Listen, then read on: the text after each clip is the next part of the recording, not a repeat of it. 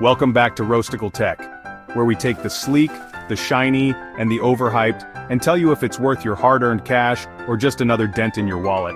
Today, it's time to dissect the much-anticipated Samsung S25 Ultra. Is it a game changer or just a very expensive flex? Let's find out. First, the design. Samsung has clearly decided that if it ain't broke, just polish it more. The S25 Ultra looks like its predecessors, but this time they've added a frosted metallic finish that screams, "Look at me, I'm expensive." At 6.9 inches, this phone isn't just big, it's practically a tablet with a SIM card. And that camera bump? Or should I say camera shelf? It's so pronounced you could use it as a kickstand. Samsung, we get it, your cameras are amazing, but maybe tone it down before it becomes a hazard. Now let's talk about the display. 6.9 inches of QHD plus AMOLED goodness with a 120Hz refresh rate.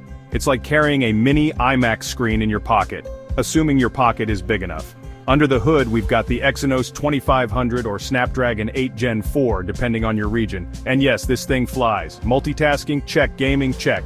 Burning your hand after 20 minutes, double check. Samsung's still running One UI 6.5 on top of Android 14, and while it's smooth, it's also packed with more bloatware than a fast food combo meal.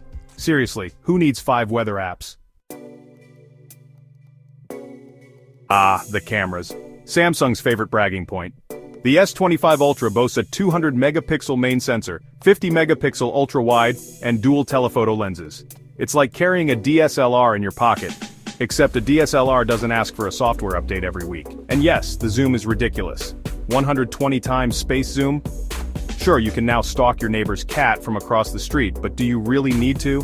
Night mode is stellar though. Your midnight pizza photos will look Michelin star worthy. Battery life?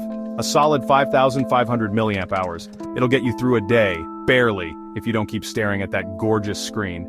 Fast charging is decent, but Samsung, no charger in the box? Again, at this price point, are we buying the phone or part of your marketing budget?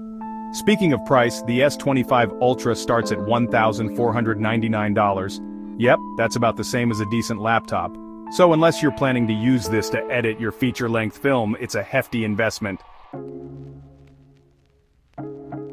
So, is the Samsung S25 Ultra worth it? If you're a tech enthusiast with deep pockets or someone who just has to have the latest and greatest, go for it.